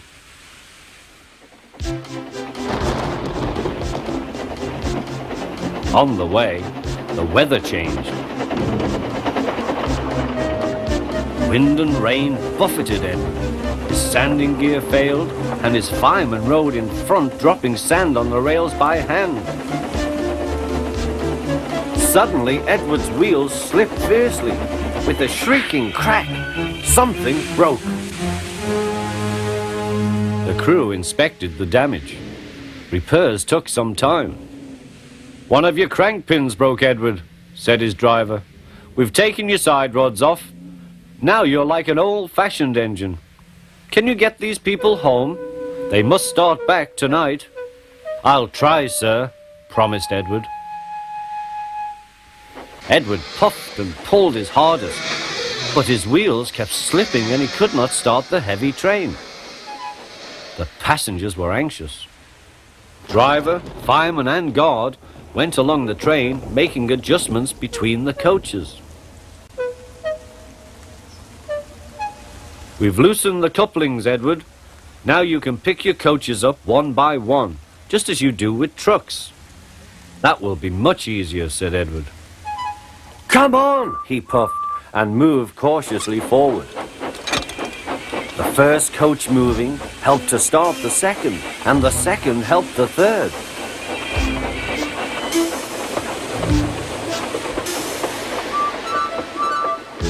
"I've done it! I've done it!" puffed Edward. "Steady, boy," warned his driver. "Well done, boy. You've got them! You've got them!" And he listened happily to Edward's steady beat as he forged slowly but surely ahead. At last, battered, weary, but unbeaten, Edward steamed in. Henry was waiting for the visitors with the special train. "Peep, peep!" The fat controller angrily pointed to the clock, but excited passengers cheered and thanked Edward, his driver and fireman. Duck and Boko saw to it that Edward was left in peace. Gordon and James remained respectfully silent.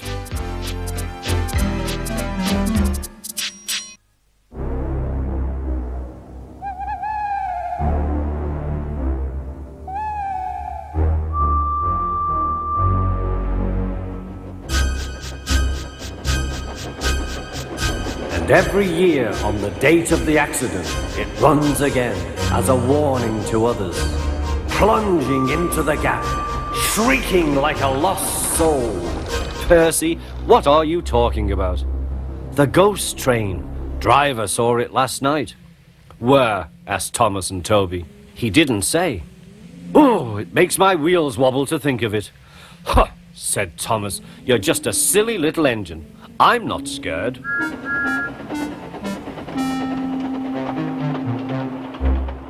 "Thomas didn't believe in your ghost," said Percy next morning. His driver laughed. "Neither do I. It was a pretend ghost on television." Percy was disappointed. That evening, he came back from the harbour.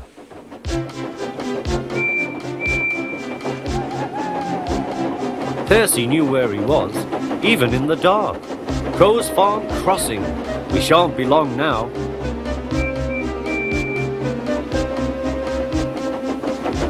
He liked running at night. The rails hummed and the signal lights shone green. But a broken cartload of lime lay ahead. Sam the farmer had just gone for help.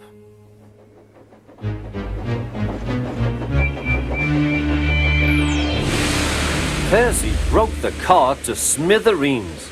Lime flew everywhere. He puffed quickly to the nearest signal box. Percy's driver explained what had happened. "I'll see to it," said the signalman, "but you'd better clean Percy, or people will think he's a ghost." Percy chuckled. "Do let's pretend I'm a ghost and scare Thomas. That'll teach him to say I'm a silly little engine." Toby promised to help.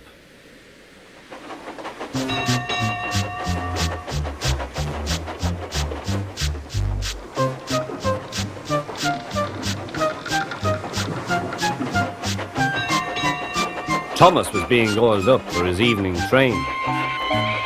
"Percy's had an accident," cried Toby. "Poor engine," said Thomas.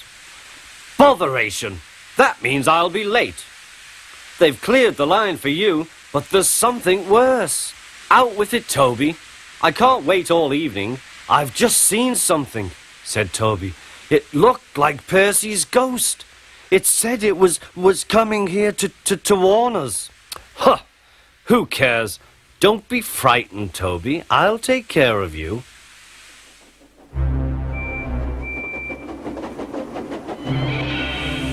Pee, pee, pip, pip, pip, pee. "Let me in! Let me in!" wailed Percy. "No, no, not by the smoke of my chimney, chim, chim. I'll chuff and I'll puff and I'll break your door in." "Oh dear," exclaimed Thomas. "It's getting late. Oh, I'd no idea. Oh, I must find Annie and Clarabel." It was morning when Thomas returned. "Where have you been?" asked Toby. "Ah, well," said Thomas. "I knew you'd be sad about Percy, and I didn't like to intrude. I slept in the goods shed, and..." "Oh, sorry, can't stop. Got to see a coach about to train."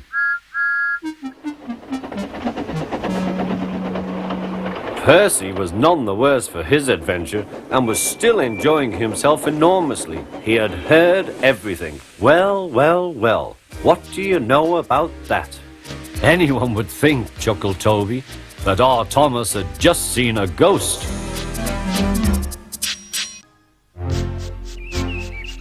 In summer, the gangers cut the long grass on the line side, raking it into heaps to dry in the sun.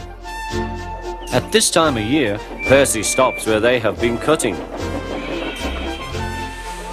The men load up his empty wagons and he pulls them to the station.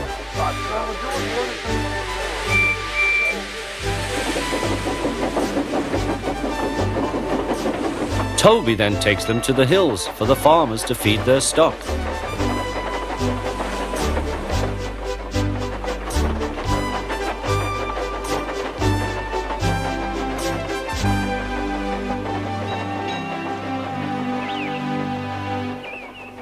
Whee! Percy gave a ghostly whistle. "Don't be frightened, Thomas," he laughed. "It's only me." "Your ugly fizz is enough to frighten anyone," said Thomas. "You're like..." "Ugly indeed. I'm a green caterpillar with red stripes," continued Thomas firmly. "You crawl like one too." "I don't." "Who's been late every afternoon this week?" "It's the hay." "I can't help that," said Thomas. "Time's time, and the Fat Controller relies on me to keep it. I can't if you crawl in the hay till all hours." "Green caterpillar indeed," fumed Percy. He set off to collect some hay to take to the harbour.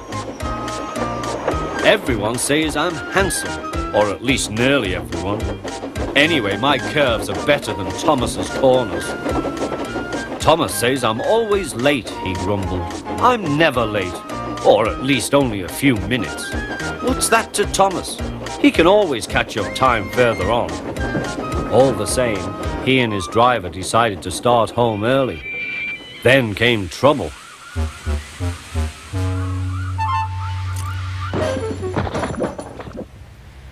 crate of treacle was upset all over Percy. Percy was cross. He was still sticky when he puffed away. The wind was blowing fiercely. "Look at that!" exclaimed the driver. The wind caught the piled hay, tossing it up and over the track. The lion climbed here. "Take a run at it, Percy," his driver advised. Percy gathered speed, but the hay made the rails slippery, and his wheels wouldn't grip. Time after time he stalled with spinning wheels and had to wait till the line ahead was cleared before he could start again. Everyone was waiting. Thomas seethed impatiently. 10 minutes late. I warned him. Passengers will complain, and the fat controller. Then they all saw Percy. They laughed and shouted.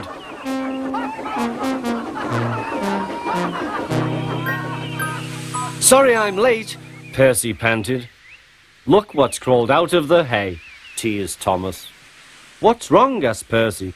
"Talk about hairy caterpillars," puffed Thomas. "It's worth being late to have seen you."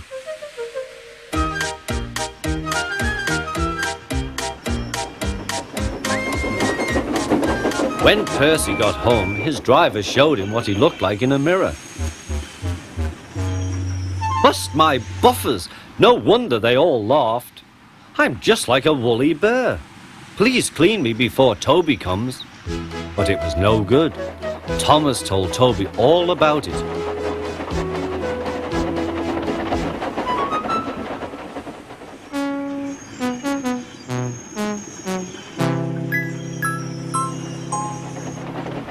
Instead of talking about sensible things like playing ghosts, Thomas and Toby made jokes about woolly bear caterpillars and other creatures which crawl about in hay.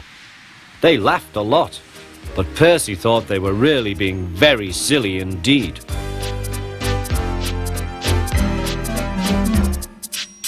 It was 2 days before Christmas. Many children were expected on the island of Sodor. All the engines were busy with the final preparations. The Fat Controller wanted this year's carol party to be an extra special celebration. The Fat Controller was now waiting impatiently for Thomas. "Quickly now," he said. "Our Christmas tree has arrived just in time. I want you to fetch it, Thomas. Duck can look after Annie and Clarabelle until you get back." "Will we be able to sing carols too?" asked Thomas. "We'll see," promised the Fat Controller. "It would be nice to sing carols again," sighed Thomas, as he set off on his important mission.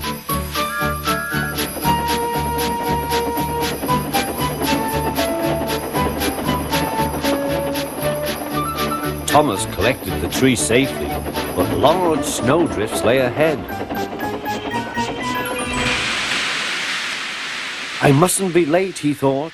"The Fat Controller is relying on me."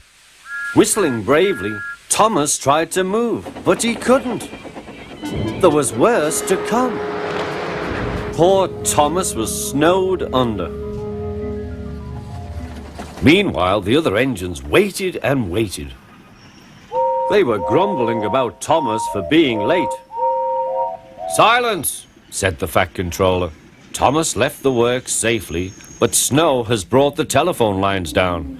We must assume he is stranded."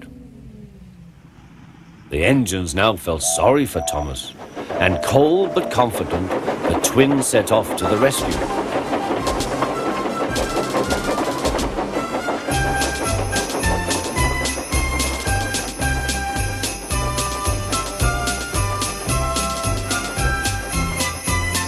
Suddenly, they came to a drift that was deeper than the rest.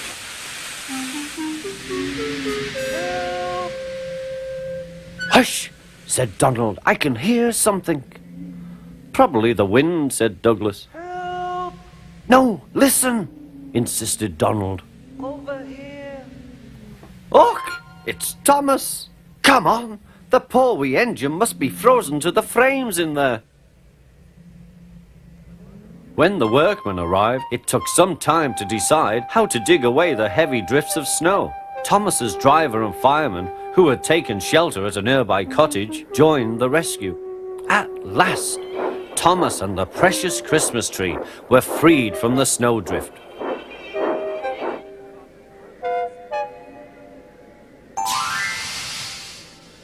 Then they set off once more to finish their long journey.